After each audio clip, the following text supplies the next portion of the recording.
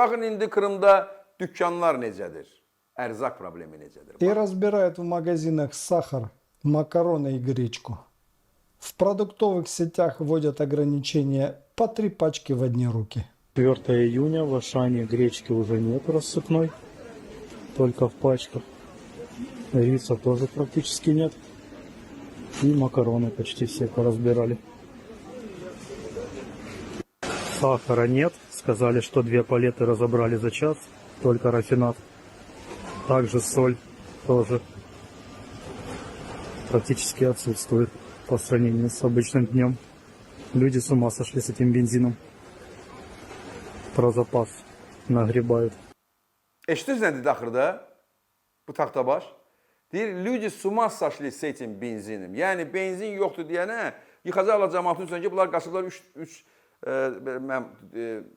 belə də, hansı 3 qutu düyü əvəzinə, ya və yaxud da 3 kutu qənd əvəzinə 5-ini alacaqlar, onu alacaqlar ki, cəmaat burada günahkardır. Kişi yox, cəmaat hər şeyi bilir, hər şeyi də görüb tarixdə.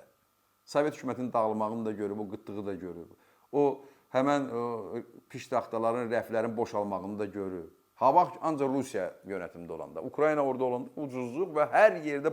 Soruşun bugün Krımlılardan görün, Ukraynanın vaxtında necə yaşayırdılar. Hə? Və indi müharibə gedə-gedə Ukraynalılar necə yaşayırlar? Ukraynalarda da benzin yoxdur mu? Ukraynanın ümumiyyətlə benzin, nefti yoxdur. Rusiya neft emalında dünyada birinci yerdədir.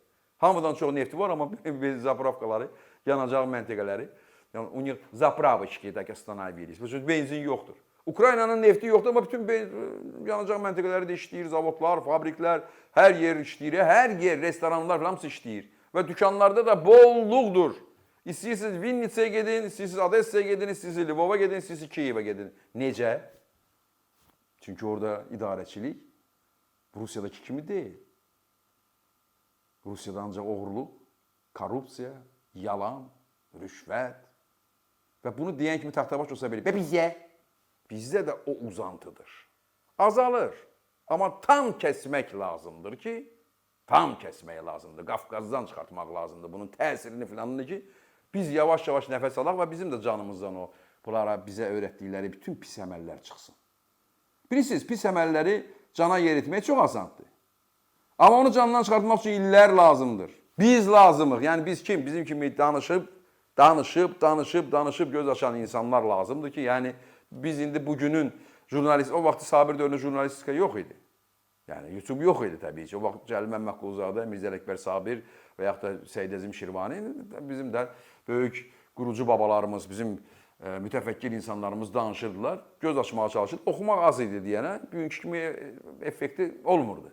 Çünki oxuyan az idi. Oxuyan olsa savadsızlar sayı çox idi. Amma kitab oxuyan da, indi də kitab oxuyanımız az. Amma indi YouTube var. İndi göz açılır və göz açıldıqca Rusiya, taxtabaşlıq buradan çıxdıqca canımızdan təbii ki biz bir normal cəmiyyət quracaq nəhayət ki. Amma bu Krımdakılar ortaqda qalıblar.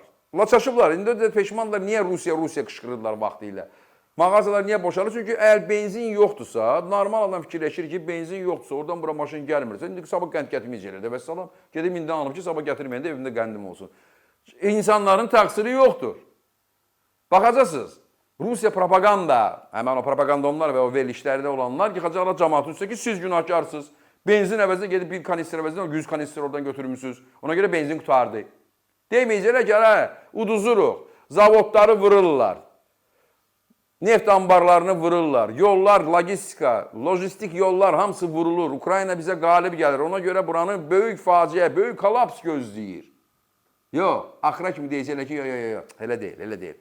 Qırıntı düşüb, siqaret çəkmişik, sonra siz günahkarsınız, cəmaat özü günahkardır və indi görürsünüz dükkanlar da artıq boşalır. Nə demişik, o hamısı olur.